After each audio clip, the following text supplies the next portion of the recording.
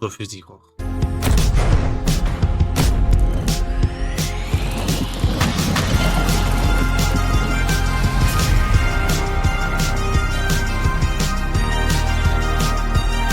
Salut tout le monde, aujourd'hui on se retrouve pour une toute nouvelle vidéo et aujourd'hui on se retrouve pour une vidéo avant match. Le Barça va de nouveau affronter l'Atlético Madrid, mais cette fois-ci pas en Liga, en Ligue des Champions, quart de finale aller au Camp Nou. Il y a quelques jours d'ici, le Barça avait déjà remporté le premier round au Wanda le week-end dernier en Liga, 2-1. Cette fois-ci, c'est directement le deuxième round au Camp Nou en Ligue des Champions. Quoi qu'il arrive, pour les deux équipes, ce sera complètement différent parce que le visage qui a été affiché par les deux équipes sera complètement différent par rapport au week-end dernier. Surtout l'Atlético qui a affiché un autre visage. Alors pour cette vidéo avant match, bien évidemment, on va parler principalement de l'Atlético Madrid, mais on va se concentrer spécialement sur leur match qu'ils ont fait en Ligue des Champions, mais pas leur match à domicile. On va juste se focaliser sur leur déplacement à l'extérieur en Ligue des Champions, et on va voir que pour eux ce n'est pas du tout glorieux, et donc du coup ça peut nous donner une chance de gagner ce match aller grâce à ces stats-là. Mais également, on va aussi voir le bilan qu'il y a entre le Barça et l'Atlético Madrid en Ligue des Champions. Il y a eu 4 matchs. Les 4, c'était en quart de finale à l'époque. Donc, c'était 2015-2016 et 2013-2014. On va voir ce que ça avait donné à l'époque pour ces deux confrontations. Aussi, toujours concernant l'Atlético Madrid, on a vu aussi que leur groupe a un petit peu évolué par rapport au dernier groupe qui était venu affronter le Barça. Les joueurs qui étaient forfaits le week-end dernier seront disponibles pour ce week-end. D'autres qui ne l'étaient pas le seront pour ce match-là. On va aussi voir les joueurs qui peuvent être potentiellement suspendus pour le match retour d'un côté comme de l'autre. On va d'abord voir du côté Atlético et côté Barça, on en parlera plus tard. Alors on va directement commencer par l'Atlético Madrid lorsqu'ils sont à l'extérieur en Ligue des Champions. Et on peut déjà voir que c'est un bilan pas du tout favorable pour eux. On peut voir que cette saison, ils se sont déplacés 6 fois en Ligue des Champions, que ce soit phase de Ligue, barrage et 8e aller. Et on peut voir que sur tous ces déplacements qu'ils ont fait, c'est seulement une victoire. Le reste, c'est 3 défaites et 2 matchs nuls. Dans ces défaites, il y a donc la défaite contre Tottenham au match retour lors des 8e de finale. Mais ça, je ne le compte pas réellement parce que l'Atlético avait aisément gagné le match aller à domicile. Et donc du coup, ils se sont un petit peu relâchés au match retour comme ils ont fait face au Barça en Coupe du Roi. Ensuite, il y a aussi cette défaite contre Arsenal, 4-0 en phase de Ligue. C'était un gros déplacement, c'était le Arsenal qui était en forme au début de saison. L'Atlético au début de saison n'était pas si en forme que ça, c'était un petit peu dur pour eux. Arsenal était en forme, là c'est un petit peu l'inverse pour cette deuxième partie de saison. Mais tout de même, ça fait une lourde défaite à l'extérieur. Et il y avait eu aussi cette défaite contre Liverpool, 3-2. Pareil, Liverpool n'était pas encore aussi malade que ça l'est maintenant. Ils étaient malades, mais pas au point où ils en sont actuellement. Et c'était encore l'Atlético du début de saison qui n'était pas non plus en forme en ce moment-là. Et sur les matchs nuls, donc il y a eu ce match nul à Bruges dans les barrages allés. Ils avaient fait 3-3, ils avaient mené 2-0 à un moment donné. Ils se sont fait remonter 2-2. Puis après, ils ont remis le 3-2. Et puis après, Bruges est revenu à 3-3. Ce match aller était très compliqué pour eux. On va voir un petit peu après avec les stats que je vais vous montrer concernant certains matchs. Et il y a ce match nul à Galatasaray, un but partout. Si mes souvenirs sont bons, c'était le dernier jour de la phase de Ligue. Ce match-là était important pour l'Atlético parce que s'ils gagnaient ce match, ils étaient dans le top 8. Ils ne l'ont pas gagné, donc du coup, ils ont été éjectés du top 8. Donc c'est à cause de ce match-là qu'ils ont dû jouer des barrages contre Bruges par la suite. Alors voici 2-3 matchs que l'Atlético a joué à l'extérieur cette saison en Ligue des Champions. Donc on va prendre d'abord le plus ancien des 3 que j'ai sélectionnés. Donc il y a déjà ce match contre Liverpool qu'ils ont perdu à Anfield, 3-2. Donc comme on l'avait dit, à ce moment-là, c'était Liverpool qui était un petit peu malade. C'était pas encore au stade où ils en sont aujourd'hui, mais ils étaient déjà malades à ce moment-là. L'Atlético, comme on l'avait dit aussi début de saison, ça avait un petit peu de mal à démarrer. Et ça se ressent un petit peu sur les stats qu'on voit ici. Hein. Donc Liverpool avait eu la possession, 56%. Ils avaient tiré plus de fois, plus de tirs cadrés. Ils avaient pris un carton rouge, je m'en souviens pas. Ils ont eu plus de coups de pied arrêtés. Les XG, ils étaient au-dessus. Mais je me souviens bien aussi que sur ce match-là, parce que je ne l'avais pas vu, mais j'avais vu un petit peu ce qui s'était passé sur les réseaux, que l'Atlético Madrid avait eu des regrets sur ce match-là. Les stats ne le disent pas ici, mais je me souviens que les supporters de l'Atlético sont ressortis frustrés de ce match-là parce qu'il y avait un coup à faire pour eux. Parce que le match avait très bien commencé pour Liverpool. Ils avaient mené 2-0 assez rapidement. Puis après l'Atlético, ils remontaient à 2-2. C'était Llorente qui avait claqué un doublé. Et ensuite, Liverpool avait fait sa classique du début de saison. Ils avaient marqué dans le temps additionnel. Van Dijk avait mis le but du 3-2. Et c'est comme ça qu'ils ont perdu. Et je me souviens que les supporters de l'Atlético étaient frustrés à ce moment-là sur les réseaux. Et que pour eux, ils pouvaient largement repartir avec une victoire de ce qui était dit. Donc à mon avis, sur les stats là, à mon avis, ce qui a dû se passer sur cette deuxième mi-temps, l'Atlético avait dû être supérieur. Ensuite, il y a ce match à l'Emirates Stadium contre Arsenal, donc la défaite 4-0. Donc là, on peut voir clairement que niveau possession, ça avait été équilibré entre les deux. Mais par contre, en termes de tir, on voit que Arsenal a été beaucoup plus efficace. Un 19 tirs, 8 cadrés, 4 buts. Donc un tir sur 2 dans les cadrés qui rentraient. Et par contre, l'Atlético, on peut voir 11 tirs pour un seul cadré. Et évidemment, quand t'es pas efficace, ça rentre pas, tout simplement. Donc ici, rien de plus à dire. Hein, les XG, voilà, largement supérieur pour Arsenal. Et ensuite, j'ai choisi le dernier match qu'ils ont joué à l'extérieur contre Bruges.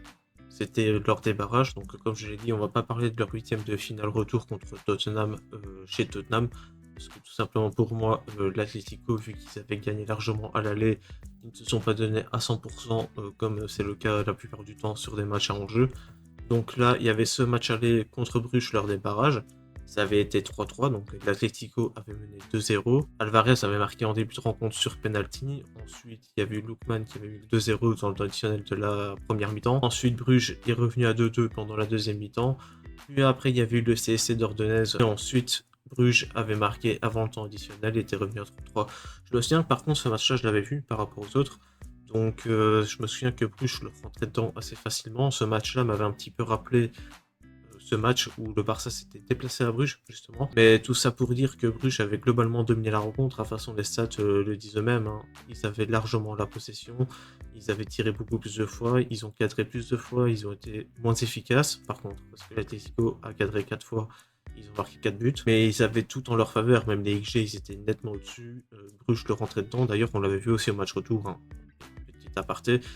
Mais je me souviens que quand Bruges s'est déplacé chez l'Atlético, Bruges avait joué exactement de la même manière, sans complexe. Il y avait eu un score sévère à la fin, 4-1. Donc le constat qu'on peut faire concernant l'Atlético en Ligue des Champions, on peut voir que leur bilan à l'extérieur en LDC est complètement catastrophique. Ils ont seulement une victoire sur les 6 qu'ils ont joué, 3 défaites, 2 matchs nuls, une victoire c'était contre le PSV. C'était en phase de ligue, mais si pas en phase d'élimination directe, ils en ont gagné aucun à l'extérieur. Défaite à Tottenham, mais comme je l'ai dit, l'enjeu était différent. Et il y a eu cette défaite à Bruges en match aller lors des barrages. Et le reste en phase de ligue, il y a eu 2 défaites contre Liverpool et Arsenal. Donc l'Atlético à l'extérieur, c'est très compliqué. Le match aller est au Camp Nou. Donc pour dire que le Barça a toutes ses chances de gagner ce match aller. À voir par la suite, mais normalement déjà avec ses stats en notre faveur, ça peut le faire. Mais par contre, on va voir maintenant l'historique entre l'Atlético et le Barça en Ligue des Champions. Et là, on peut voir que le bilan est plus en leur faveur qu'en le nôtre. Donc les bilans entre le Barça et l'Atlético en Ligue des Champions, ce n'est pas pareil qu'en championnat ou sur les coupes pour la plupart du temps. Donc on sait très bien que historiquement, quand le Barça et l'Atlético se croisent, le Barça remporte la plupart du temps toutes les confrontations. Récemment, les confrontations sont en faveur du Barça. L'Atlético a gagné 4-0 en Coupe du Roi.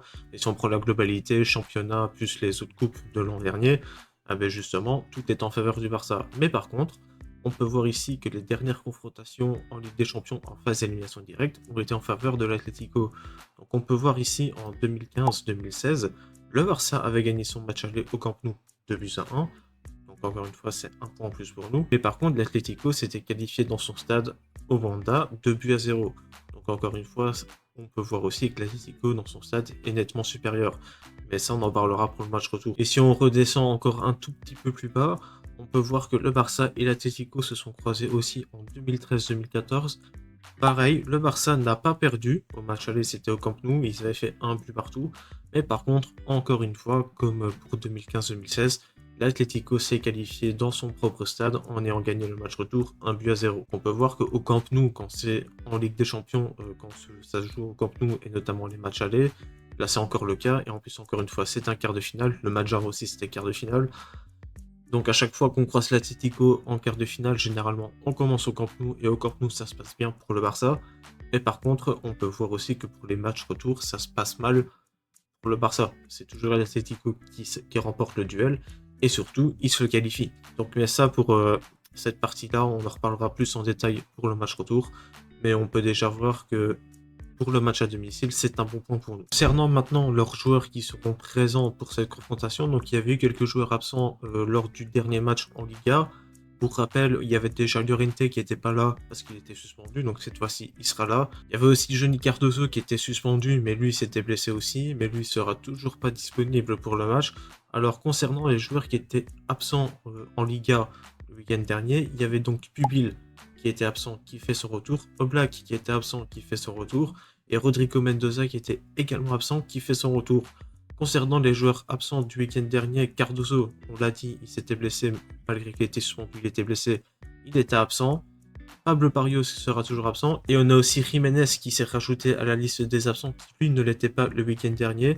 Mais cette fois-ci, il sera absent pour le match contre le Barça au Camp Nou. Et on enchaîne justement avec leurs joueurs qui peuvent être potentiellement suspendus pour le quart de finale retour chez eux.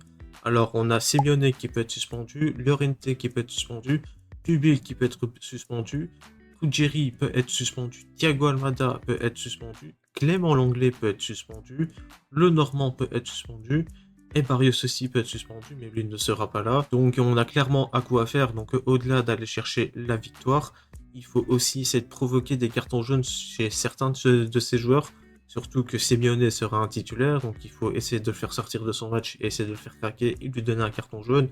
Ruggieri, pareil, c'est un titulaire, il faut essayer de lui faire prendre un jaune, en plus c'est un défenseur, donc ça peut être plus facile.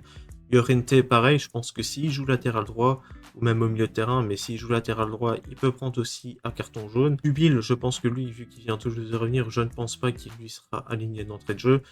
Donc tout ça pour dire qu'on a un coup à jouer sur certains de ces joueurs-là, où je pense que pour Simeone, Llorente et Ruggieri, il y a moyen de leur faire prendre un jaune et les rendre indisponibles pour le match retour. Bon, maintenant, on va passer côté Barça. Je pense qu'on a suffisamment dit ce qu'il y avait à dire concernant l'Atlético Madrid. Alors, pour le Barça, comme je l'avais dit un petit peu dans le débrief concernant le match qu'on a joué en Liga, j'avais été un petit peu déçu dans l'attitude de l'équipe, surtout dans le jeu sans ballon. Il faut savoir déjà que l'Atlético Madrid va aligner un autre 11, il sera complètement différent de ce qu'on a eu le week-end dernier. Donc il faudra à nous de se bouger les fesses sans ballon, surtout ça, c'est plus important, parce qu'avec ballon, on avait plutôt bien joué dans la globalité, mais sans ballon, on l'avait vu sur la première mi-temps jusqu'au moment où on encaisse le but, c'était une cata, puis après ça s'est calmé parce qu'ils se sont retrouvés à 11 contre 10, et donc du coup, on se retrouve à défendre. Mais de la période où on était à 11 contre 11, moi perso, je n'aimais pas ce que je voyais sans ballon. Mais avec ballon, je le répète, on était bon à ce niveau-là. Il faut juste qu'on améliore notre jeu sans ballon et pour ça doit partir de Rashford en attaque parce qu'on l'a vu plusieurs fois râler à chaque fois qu'il perdait la balle, mais il redescend pas.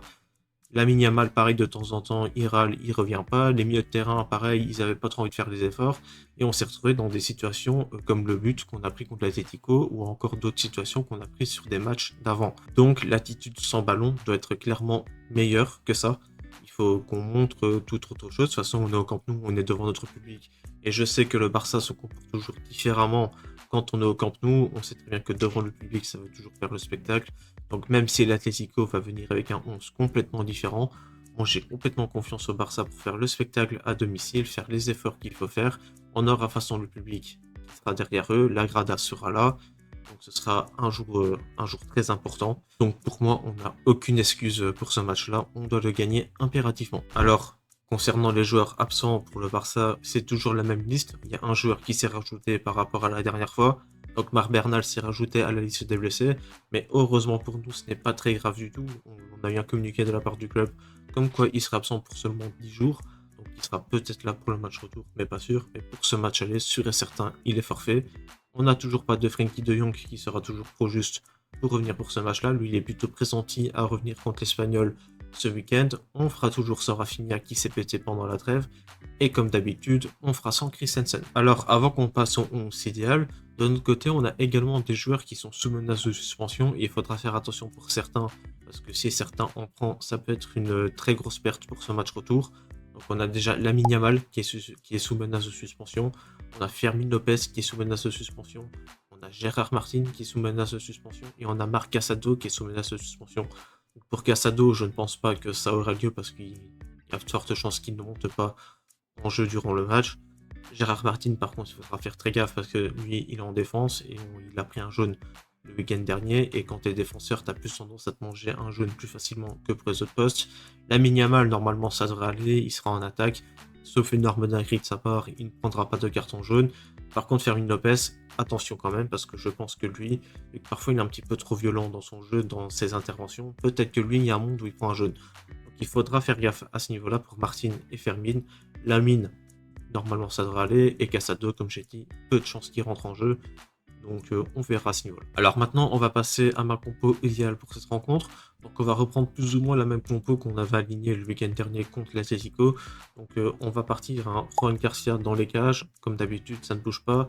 La défense du rang classique à Cancelo latéral gauche, Gérard Martin, Koubarsi en tant que défenseur central. Jules Koundé titulaire en tant que latéral droit. Je pense qu'on n'a pas le choix à ce niveau-là parce que déjà Araujo avait fait un très mauvais match le week-end dernier à ce poste-là. On a Marc Bernal qui est blessé pour le milieu de terrain. Donc du coup, Eric Garcia, on ne peut pas l'aligner en tant que latéral droit si pas il y a un problème au milieu de terrain. Donc du coup, avec le milieu de terrain, je pars avec Eric Garcia et Petri pour le double pivot. On n'a pas le choix à ce niveau-là. On espère que cette fois-ci, ce sera un petit peu mieux sans ballon. Rashford en tant qu'ailier gauche à la place de Rafinha, Fermin Lopez en tant que numéro 10, Lamine Yamal en tant qu'ailier droit et Daniel Mo en tant que faux neuf. Ça, c'était un peu annoncé par la presse où Daniel Mo sera retenté en tant que faux numéro 9. Ça avait plutôt bien marché le week-end dernier, donc à voir si ça va refonctionner cette fois-ci. Mais si pas, je pense que c'est un 11 qui me plaît plus ou moins, donc à voir ce que Hansi Flick va décider, parce qu'on a l'habitude avec la presse qui nous annonce toujours une compo et que Hansi Flick derrière, il leur met à cracher en pleine gueule et il envoie une compo complètement différente de ce qui est annoncé.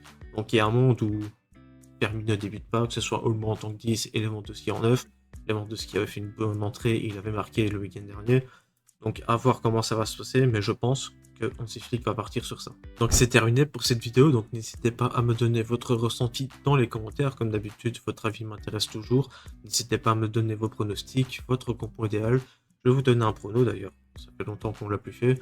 Je pense que le Barça va s'imposer 3-1 au Camp Nou, et puis après il faudra faire le job à l'extérieur. Et pour le match aller, je vois bien le Barça gagner le match 3-1 comme en Liga en match aller, hein, tout simplement. Puis après faire le job au retour. N'hésitez pas non plus à liker cette vidéo, à vous abonner en activant la cloche de notification pour ne manquer aucune de mes vidéos. On se retrouve de toute façon dès demain pour le débrief à chaud. Et sur ce, je vous dis salut tout le monde!